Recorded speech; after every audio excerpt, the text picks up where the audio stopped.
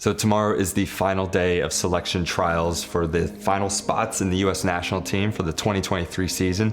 We have tons of different boats racing, from the men's and women's light singles, light pairs, light quads, and then the women's double, men's single, men's pair, and I believe there was a PR3 women's pair. Yes, PR3 women's pair. All these boats are going to be fighting for the last remaining spots to be on the U.S. national team. There are some time standards that they have to hit, but you know what's better than talking about it here? Let's go see it. Let's go watch some racing and interview some athletes.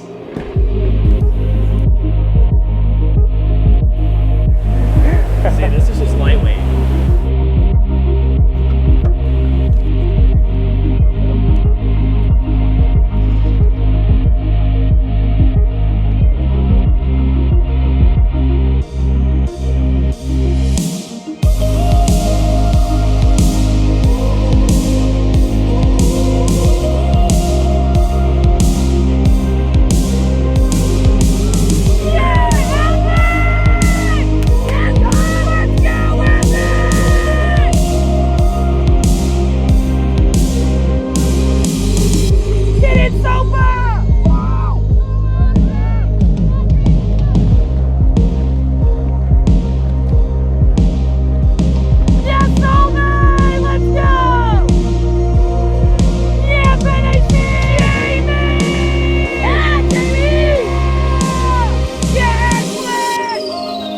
Welcome to Senior Trials. I feel like a reporter. I'm gonna stop looking at the screen. Hello and welcome to Senior Trials. Hi, I'm Sophie Fernall. And I'm Eamon Glevin. So we just had the final racing of the Senior Trials, which means the entire U.S. national team has been officially named, if they accept it. We're still waiting for all those processes, but we assume most people are actually gonna accept. So one of the things today is if you were not an Olympic boat class, you had to hit a certain time standard. And the time standard today was the 94.5% of the CST. I forget what the C stands for. Essentially the gold standard time. Yeah. And competitive standard time might be that. I think it's competitive standard time. So in order to be able to go over and represent the US, you have to hit that standard. So we're looking on herenow.com. So starting off the day super strong, we had Sofia Vitas and Christy Wagner crushing it with a 96.2%. They went 6:53. And a huge margin between first and second too. It's almost just over 7 seconds if I did the math right. But the second place were the women's lightweight double of the US. So they've got some speed. So hopefully they can take on those British, Australians, Irish, all those other lightweights. All those lightweights from all over. So, and then following up was a fantastic race by Finn Putnam. He absolutely barnstormed it. 7 seconds, 95.4%, crushed it. Super fun to watch. Yeah. And he's always been knocking on the door. Great time trialist, and finally was able to put the nail in the coffin and get that spot. Welcome, Finn. Hey. Congrats, dude. Thanks, man. Dude, that was some hella good racing. How do you feel? Delirious. Feel great. Yeah. Sure. It's been a hot week. Yeah, and you finally put the nail in the coffin and you own that spot now. What were the first thoughts when you were like really knew you were in the lead? Like 7 seconds, dude. 7 seconds. Come on. Dude, I didn't know that I had 7 seconds, honestly. Like I knew that I was up. And honestly, like the last maybe like 400, I was just like trying to make sure that I didn't crab, so. I've been hearing a lot of that. Yeah, like the water was fast, but it wasn't like, glass or anything. So definitely had to like be a little, a little conservative. Yeah. But yeah, feels good. Yeah, rocking in a Wintec too. Dude, can't spell win without Wintec, or Wintec without win. Yeah, that way. One of those. Yeah, one of those. I know Brent will love that. Yeah. So and then so you're gonna head over. You're gonna head over to. Would you go to Erba or would you go straight to Belgrade? Is Erba in Italy? Erba's Pusiano. Yeah, I think we're heading there first. Got to talk to the coach and everything, and then on to Serbia from there. Sweet. Yeah. Do you think they'll put you in Philippi? Well, I'm loyal to Wintec, but might have to switch over to Philippi for the next month. We'll see. Yeah, we'll see. Boat's a boat, Boat's a boat, whatever builds you enough speed. But dude, shout out Wintec, of course. Shout out Wintec. Dude, I am so freaking happy after following you from like in Philly for QR, all that stuff. Philly John. Yeah, that Philly John. Yeah. Dude, I'm so happy and proud to like just see you go across the line. Like that moment of seeing you go there, I was like, finally, he's finally done it. Because you always win time trials. Dude. He's a time trial specialist. I know. I really didn't want to like have another regatta where I won the time trial and then went all in on the semi and then lost the final. I was kind of tired of that progression, so I tried to like just save as much energy as possible for the final this week, and then have at it. So sick. Yeah. Anything to say to the people back home? Let's go Nyack. Nyack, let's go. Cool, dude. So hype. Dude, congrats. Good to see you. Yeah, I'll be going over, so I'll see you there. Can't wait. The next race was the men's pair, so I'm a bit biased, but I'm very, very content with how that race did go. I think all of those boats out there absolutely crushed it, but the boat that won the time trial also ended up winning the final, and that was Evan Olson and Bill Bender. They are a recently new put-together boat, and they absolutely crushed it today. So Evan Olson rolled at Brooks, and she's at Brooks, and all that. Yeah, Brooks. All that good stuff. Brooks. You might be too tall. Oh, there we go. So we are joined on the Rowing Network by Evan Olson. How you doing? I'm great, dude. How you feeling? Feeling good. Feeling good. Good race. Yeah. I think it was exactly what it needed to be. Yeah. I feel like you went out there and just took it by the oar.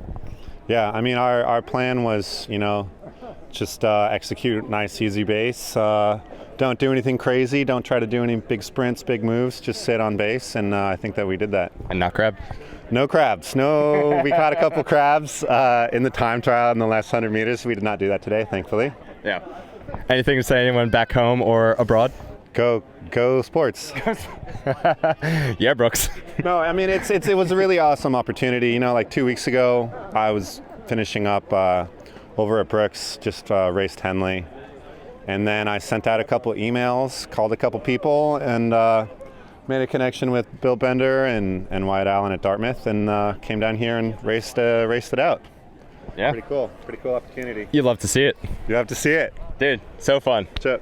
Good luck. Thanks, man. Next up, we had Sam Melvin. Sam Melvin finally taking it. He's in selection. In and around selection, really. Like all of them, a lot of the names in that lightweight men's single have been. Yeah. Like it's a huge So the light doubles that were over at Varese, they were Sam Melvin and Jimmy, I believe it was, and then it was Zach and Jasper. Yeah. So, I forget which the mix-up was. The four of them that have always been just like super close, all that really great stuff. And Sam took it home quick. And in that race, the top two boats both were miles ahead of what the CST they needed to get for today was. We had Sam coming in at 97.5. That's a huge percentage. There was a bit of a tailwind picking up during the racing. See everybody like crushing times, but maybe a little bit helpful for them. Who knows? Still happy for them. They're going to go, they're going to race, and we'll see how we can do. Yeah. Then we're following up with Another huge percentage as well. Sophia Lewis. Yeah. Oh my gosh, comeback queen. Exactly. She had a crazy 5 weeks over in Europe. I got to see her at Varese get second, I think it was, and then get to Saturday at Henley. Saturday at Henley, open single. Yeah. And then she went and won World Cup 3. Absolutely crushed it. And that was 98% out of her. Like that is insane. 98%. That's so fast. Yeah. So good. And then whoever came in second, but her old doubles partner, Audrey. Right? Yeah. So Audrey and her are comeback queens. Absolutely just an insane amount of speed coming out of those boats. We had the men's light pair go through, so they unfortunately missed the competitive standard time and the percentage they needed to get. But it was Riverside Boat Club boat, so they were looking pretty speedy. I can't remember if one of the guys has the Paul Donovan beard. I love it. I think it was Bousy that had the Paul Donovan beard. Absolutely love it. Yeah.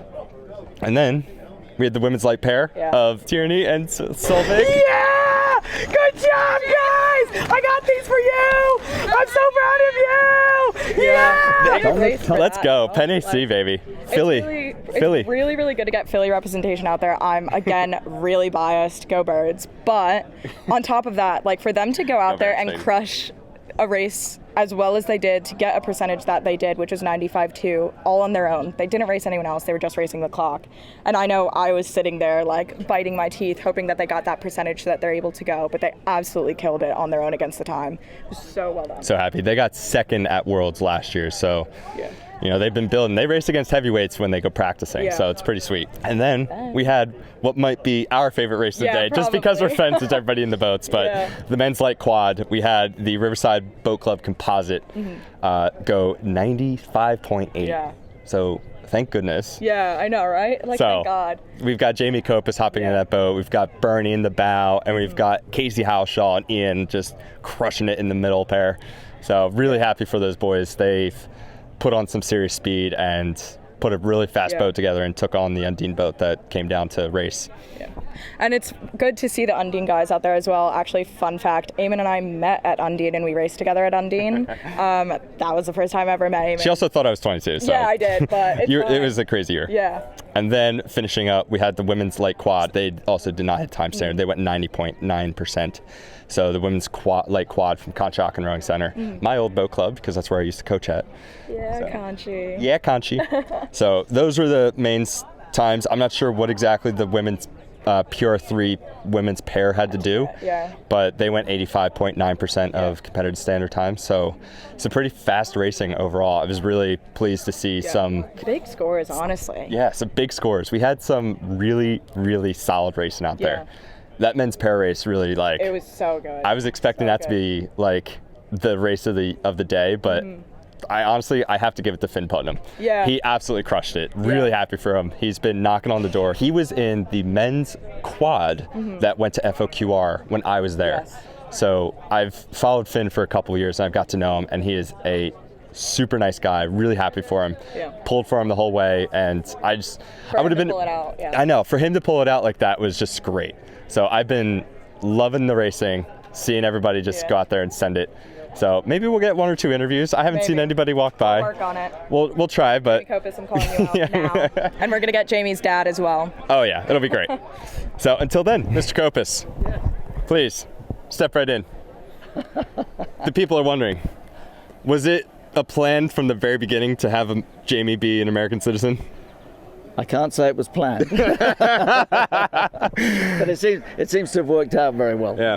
Hey, he's now a U.S. athlete. Like, he was in Lucerne, but like now he's like been selected. He won the race. He's going to Worlds, assuming he can pee in a cup right now. But apparently that may take a while. That may take a while. He hasn't been 70 kilos in a good long while. Yeah, I was just thinking that. I was talking about that because the lightweight quad, the average has to be 70 kilos. Jamie raced Lucerne at 72.5, and he was cutting a bit for that, but he was like relatively close. So he wasn't crushing himself, but I was just wondering how he's doing for this one. But also, I mean, he raced Henley with Brooks at 74.5, 75. So he had to lose like 2.5 kilos in 4 days and go from bow seat to the 8 to lightweight single. The slowest boat class from the fastest boat class. Like, oh my God. Yeah. I mean, what did they do? Like 6:18 or 6:08 at Henley? Like in a staunch headwind, he said? Something like that, Just insane. Just so fast. Well, you know, people were asking why is he in the lightweight quad? And then I said, well, he probably hasn't raced enough boat classes this year. So, but no, he's really enjoying. I mean, you know, he's putting notches on his headboard for boat classes. Yeah. I mean, he likes going fast in boats, and that's got a lot to do with it. I mean, I think he was supposed to be in the single, and he was going to stay at my house and then commute here or train out of Tennessee, then come here and all that stuff. But yeah, he's like, oh, we've got this project happening up in Boston. I was away, and he's like, I'm going to Boston instead of Philly. I'm like, okay, you do you. So we call it juggling Jamie.